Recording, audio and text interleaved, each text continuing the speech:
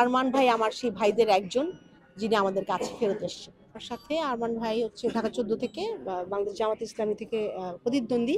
But প্রতিদ্বন্দ্বী হলেও আপনারা জানেন যে আমরা কিন্তু পরিবর্তনের পরে চেষ্টা করছি যে পরিবর্তনটা আসলেই আনার। সেটা হচ্ছে রাজনৈতিক প্রেক্ষাপট বলেন বা সামাজিক প্রেক্ষাপটে প্রতিহিংসার কোনো রাজনীতিতে আর যাওয়া যাবে না।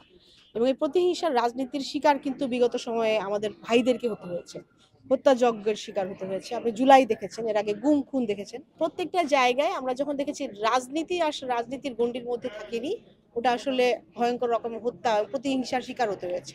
সেই জায়গা থেকে বের হয়ে আসার জন্য আমরা মনে হয় আমিও আরমান ভাইও দুজনেই চেষ্টা করে যাচ্ছি যে রাজনীতিটা আসলে প্রতিহিংসার বাইরে থাকুক এবং একটা প্রতিদ্বন্দ্বিতা থাকুক। সেই প্রতিদ্বন্দ্বিতা যেমন এই যে এখন আমরা জন উন্নয়নমূলক কাজের জন্য কি করতে পারি, কতটুকু মানুষের কাছে পৌঁছাতে পারি, কতজন মানুষ জনগণের কাছে যেতে পারি, আমরা তাদের দুর্ভোগ দুর্দশাকে কতটুকু আনার জন্য কি কি পরিকল্পনা করতে পারি। আমার মনে হয় সেই দিকে হোক। আগের যেই ধারা আপনার বিগত 15 সময় দেখেছেন, 15তে সে সময় মানুষ ভোটাধিকারই দিতে পারে ছিল না, কেউই ভোট দিতে যায়নি আমার মনে হয় তখন।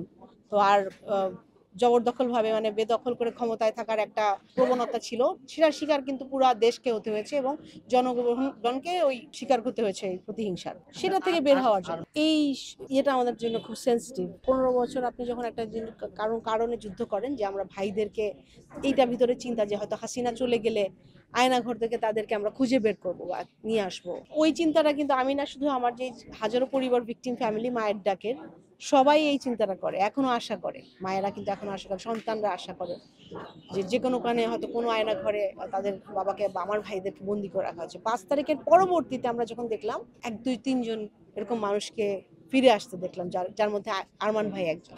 এবং এত দিনের এত বড় আন্দোলনের পরে আসলে যেমন আরমান ভাইয়ের পরিবারও আমাদের সাথে ছিলেন 17 থেকে 2024 যতদিন ভাইয়া না আসে, তো এখনো আছেন তারা। আমরা কিন্তু এই পরিবারগুলো একসাথেই আছি।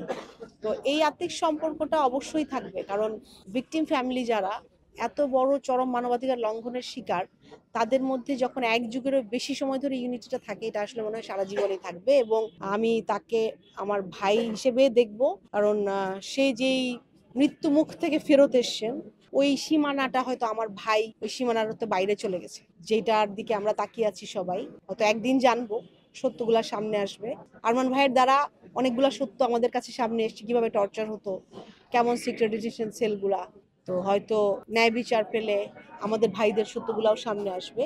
কিন্তু আরমান ভাই আমার সেই ভাইদের একজন, যিনি আমাদের কাছে ফেরত এসেছেন।